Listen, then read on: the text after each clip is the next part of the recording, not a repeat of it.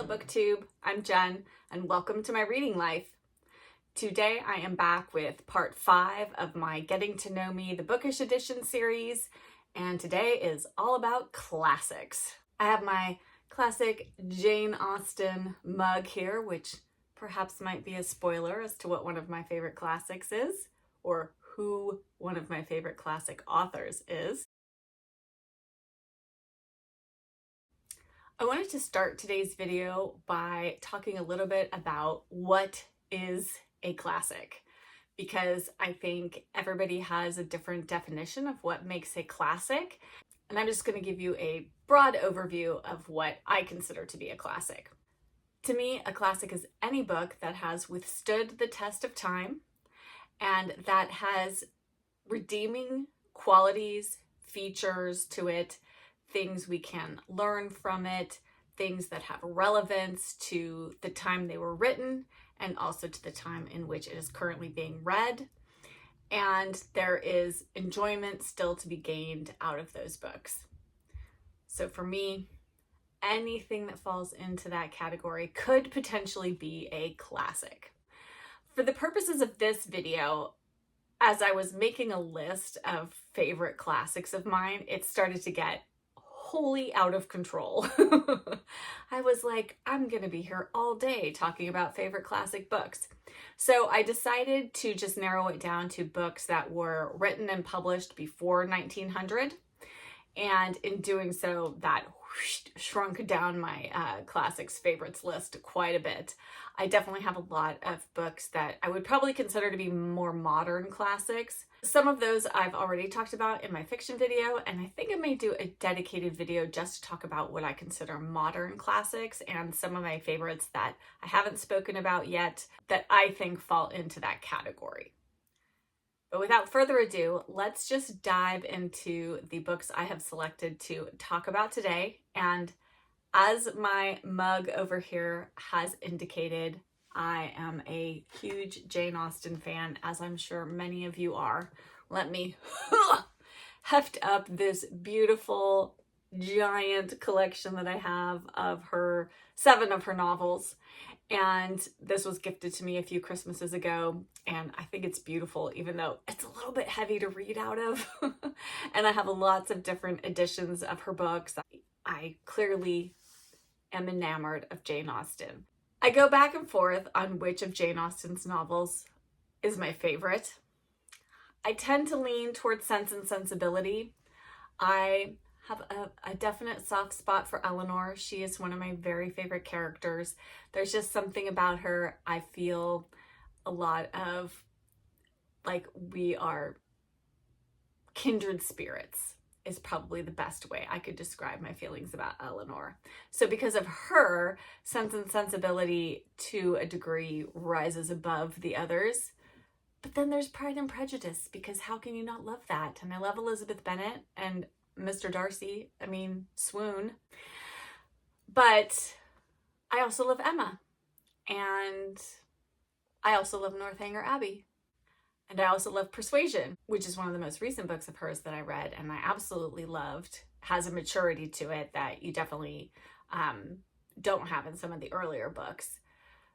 But really, it's so hard to choose a favorite. I'm actually planning to reread Emma this spring, and I'm really hoping, I would love to get the annotated Emma. I have the annotated Pride and Prejudice, and I read that a couple of summers ago, and it was so lovely to have that annotated version. I've only listened to Emma on audiobook, so I'm really looking forward to reading it on the page this time and just absorbing it in that way.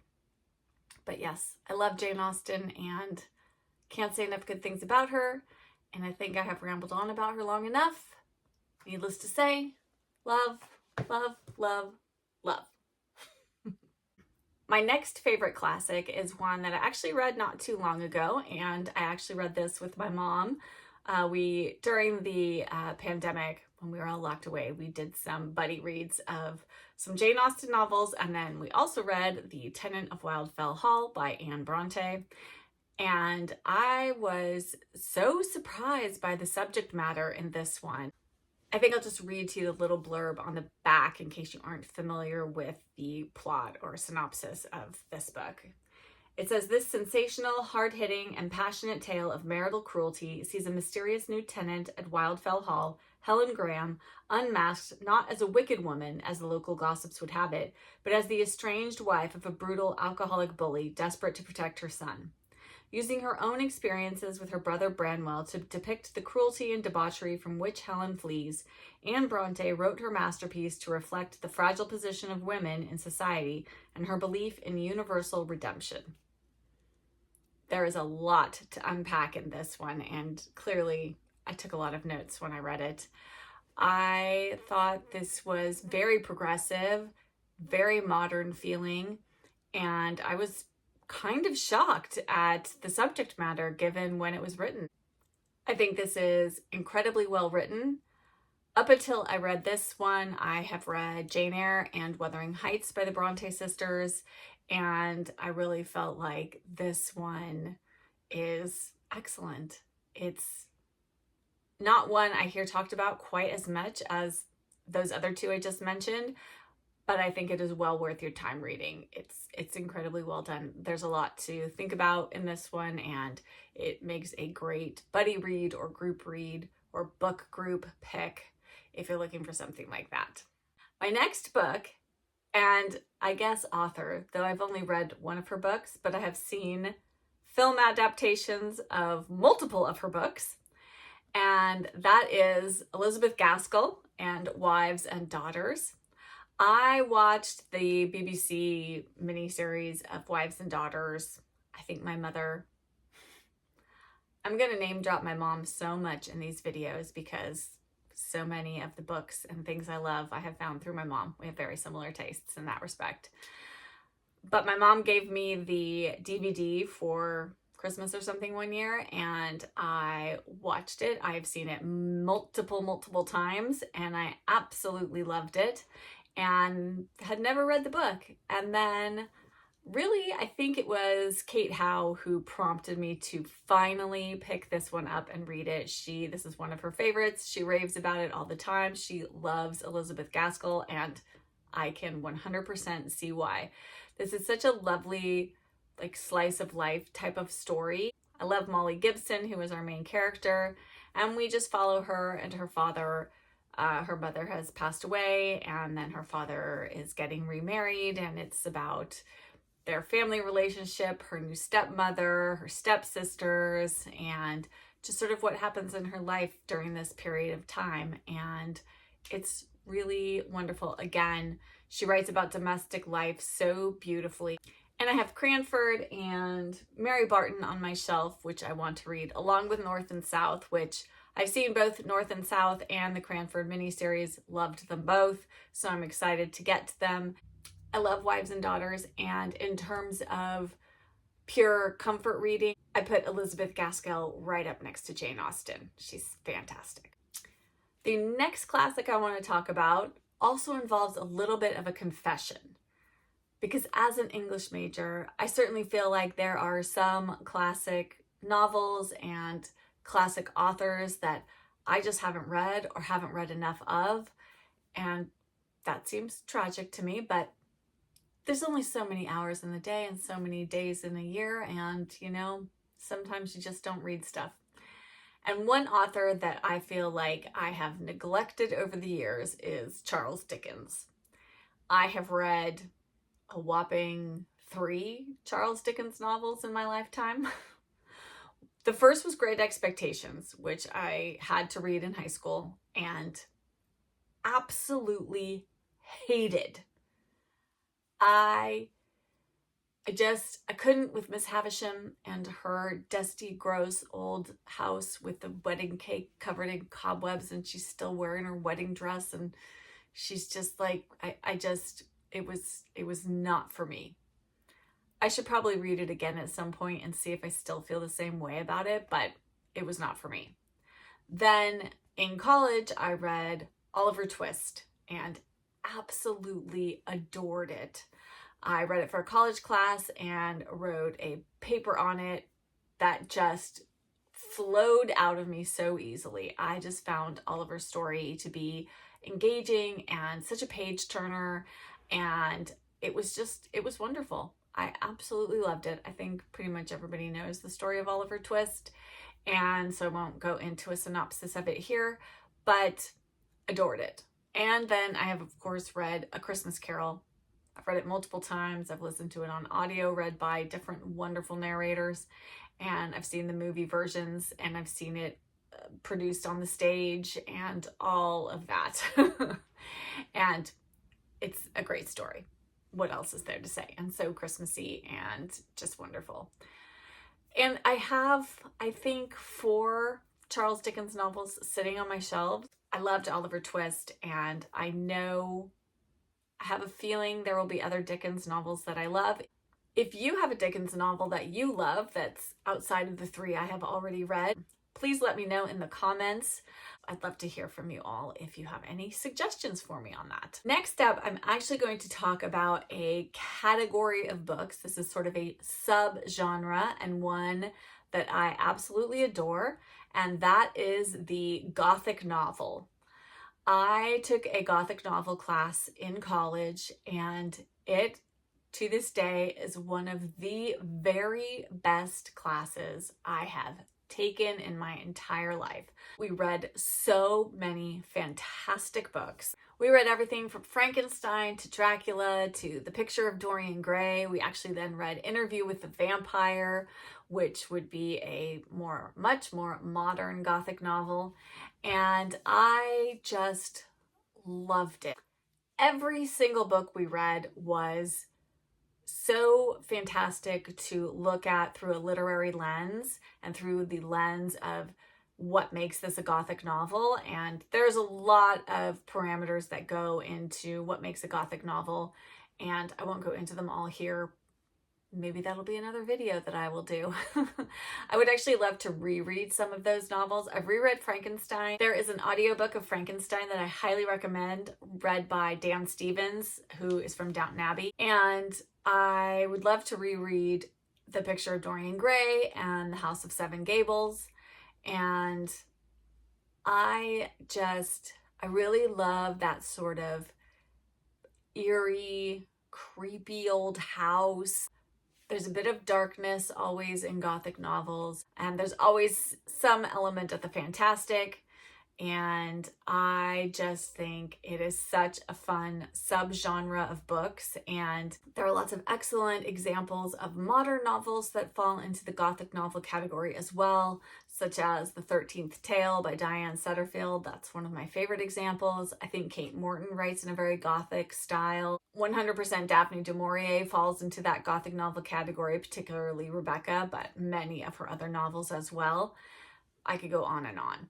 Suffice it to say, Gothic novel, love it. Do you love it? Please share in the comments. Let me know your favorite Gothic novel if you have one, either a classic or a more modern novel. Either way, I'm always looking for suggestions for Gothic-y type books to read. Next up, and I have shared my love of this particular author, which is a new obsession that I'm having, and that is Edith Wharton. I read Summer last summer, and I've read The Age of Innocence now, and I'm planning to read The House of Mirth this summer, and I've just purchased Ethan Frome and hope to read that in the wintertime, and I'd love to read just everything she's written. And I have a collection of her ghost stories, which I am planning to read in the fall, because what would be better than ghost stories by Edith Wharton at Halloween? Sounds perfect to me. If you're looking for a classic novelist who feels very modern and accessible, I would recommend Edith Wharton. Summer feels like a good place to start. It's a very slim novel, and like I said, it's got a very, very modern feel to it. I just have a couple more favorites, and the next one, this video could not happen without it, and that is, of course, Little Women by Louisa May Alcott. I, like so many others of you, love Little Women. It is a wonderful story. It's just, it's like a hug in a book. I think probably everybody knows the story of Little Women and the March Sisters, and I just adore this book, and I adore all the movies that have been made of it, and I just saw somebody posted on Instagram about how wonderful the soundtrack is from the movie from 1990, whatever it was, the Winona Ryder, Susan Sarandon movie. And I listen to that soundtrack constantly, especially in the wintertime. It is just so lovely. It's perfect for reading. If you need some music in the background while you're reading, I highly recommend that Little Women soundtrack. It's wonderful. I think I may reread this during the holidays this year. I think I'm kind of in the mood for it, so yes. Love. And last, but certainly not least, is one of my very, very, very, maybe my most favorite classic ever, and that is Jane Eyre by Charlotte Bronte. I read this book for the first time, I think maybe 15-ish years ago, and I couldn't believe I had waited so long to read it because I absolutely loved it. I think I decided to finally read it after watching one of the many miniseries that have been made of Jane Eyre with, I'm forgetting who is in it, but I'll put a picture up here and then I will link it down below. And I just fell in love. I mean, I'd seen Jane Eyre, adaptations before, but I just fell in love with it when I watched that particular one and then read the book and fell even more in love with it. And I am actually planning a reread of this in the fall and maybe around my birthday, which is in October. And I think it's going to be wonderful because I love it so much. I think it's very easy to get deeply involved in the story and the characters in Jane Eyre. I think Charlotte Bronte does an amazing job with making you care about the people in this book, and with Jane in particular. I just want to hug her. I want to give her a hug. I want to tell her everything's okay. I want to smack around all the people who are being mean to her because it's not nice. She's a wonderful person. Suffice it to say, I love Jane Eyre. That is it for my favorite classic books. Classics written before 1900, that is. And I would love to hear from you in the comments. What are some of your favorite classics? Do you love any of the classics I mentioned here today? And really, just feel free to share in the comments anything you want to talk about that has to do with books or anything book related. As I mentioned earlier, this is part 5 of my Getting to Know Me series out of a total of 6 parts. So there's only one more video to go to complete this series. And in my next video, I'm going to talk about not books necessarily, but my favorite bookish things. So just all the kinds of things that I think help make a bookish life more wonderful, or just help me enjoy books and reading and all of that good stuff. So I hope you will join me for that video. It'll be coming out hopefully next week. As always, please give this video a like and subscribe if you aren't already subscribed and would like to hear more bookish content from me. I'll be back with another video very soon. Bye!